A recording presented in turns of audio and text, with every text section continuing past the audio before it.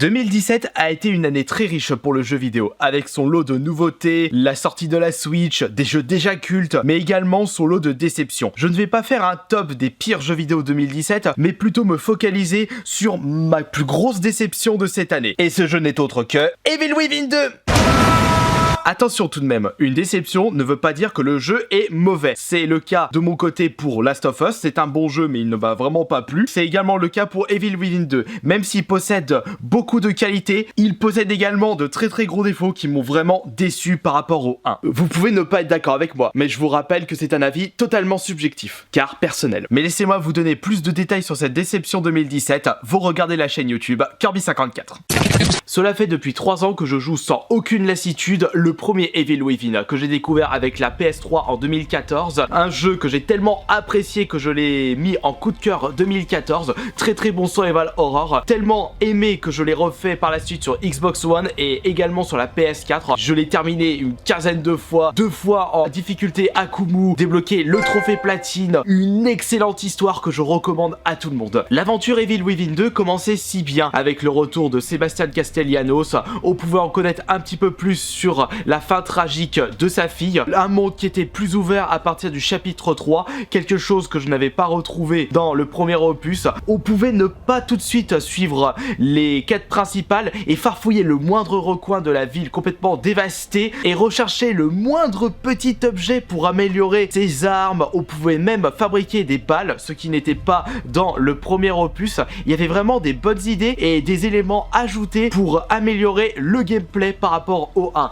Et en plus, un élément qui était un principal défaut dans le premier opus, ce sont les graphismes. Et ça a été largement amélioré. Comme quoi, l'aventure partait de très bons pieds. Tout comme le 1, on pouvait toujours améliorer les aptitudes de Sébastien. Comme quoi, la recherche paie. Et ça c'est très important dans un survival horror. Je ne sais même pas combien d'excellents moments j'ai passé lors du 3e et 4e chapitre pour farfouiller toute cette ville dévastée. J'étais comme dans un petit poisson dans l'eau. Et ce cinglé d'artiste photographe avait du charme en voulant connaître un peu plus sur ce personnage. Mais malheureusement, après la victoire contre celui-ci, tout bascule. Le plaisir de jeu s'essouffle petit à petit pour limite atteindre 0, ce qui provoque un désintéressement de l'histoire et de l'aventure. Et il manquait énormément de choses par rapport au 1. Où sont passées toutes ces scènes épiques qui faisaient la force du premier opus? Mis à part le combat contre le monstre du photographe et peut-être le retour de plusieurs boss du 1 à la fin du 2, je n'ai pas retrouvé de super moments épiques. Comme si je me faisais un petit peu chier sur ce deuxième opus. Les personnages secondaires qui ne sont pas du tout intéressants, on s'en branle un petit peu de leur vie, de ce qui se passe. Ils sont vivants, ils meurent, bof.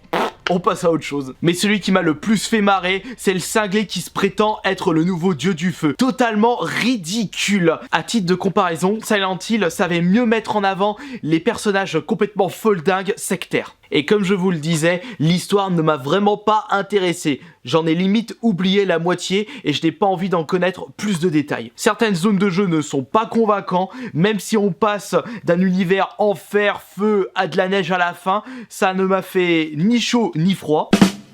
Mais surtout, c'est peut-être pour ça aussi que l'histoire ne m'a pas intéressé. On sait pourquoi on est dans cet univers sans queue ni tête. Pourquoi il y a des morceaux de ville qui sont à perpète-les-oies. Pourquoi ça devient le boxon à des moments. Chose que l'on ne savait pas dans le premier opus. Et ça, jusqu'à la fin. Pour conclure, des passages de jeu sans intérêt, des longueurs, des protagonistes sans queue ni tête, une histoire pas intéressante par rapport au premier, comme un effet de déjà vu. Voilà pourquoi je n'avais pas envie de refaire une partie, alors que le premier, je l'avais fait 15 fois. Et je vous rappelle que c'était un avis subjectif. Il se peut que vous appréciez ce deuxième Evil Within. Mais si je peux vous donner un très gros conseil, si vous n'avez fait aucun des deux opus, je vous recommande fortement de faire le premier avant le 2. Car si vous faites le contraire, vous n'aurez aucun plaisir en ce qui concerne l'histoire du 1.